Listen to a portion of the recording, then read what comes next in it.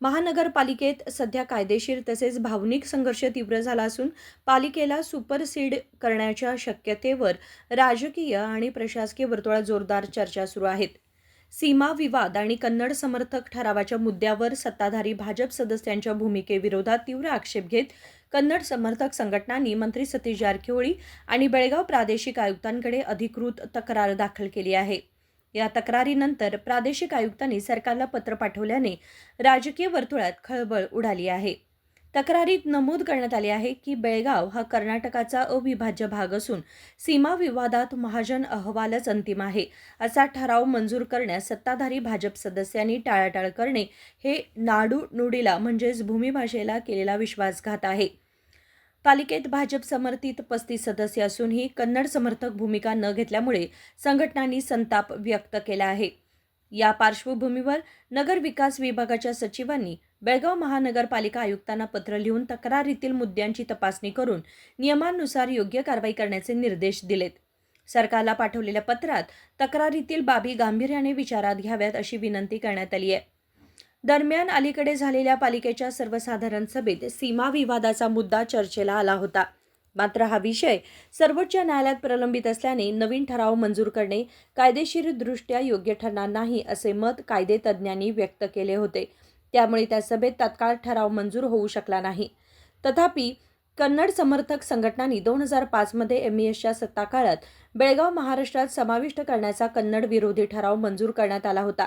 त्याला उत्तर म्हणून कन्नड समर्थक ठराव मंजूर करावाच अशी मागणी केली आहे. ಗಡಿ ವಿವಾದಕ್ಕೆ ಸಂಬಂಧಪಟ್ಟಂತೆ ಮಾನ್ಯ ಸರ್ವೋಚ್ಚ ನ್ಯಾಯಾಲಯದಲ್ಲಿ ಈಗಾಗಲೇ ಪ್ರಕರಣವಿದೆ. ಆದ್ದರಿಂದ ಪೌರ ನಿಗಮಗಳು ಮತ್ತು ಸಮಿತಿಗಳು ನಡೆಸುವುದಕ್ಕಾಗಿ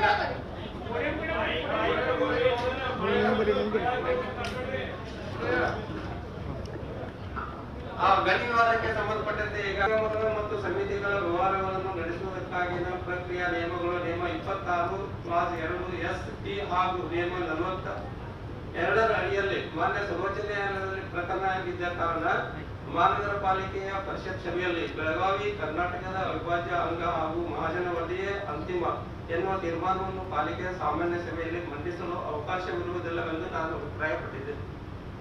सभेत अखेरीस सरकारचे मत घेऊन पुढील निर्णय ठरवण्याचे ठरवण्यात आले. सध्या या घडामोडींवर नगर विकास विभागाने पालिका आयुक्तांकडून तोंडी अहवाल मागवला असल्याची माहिती आहे.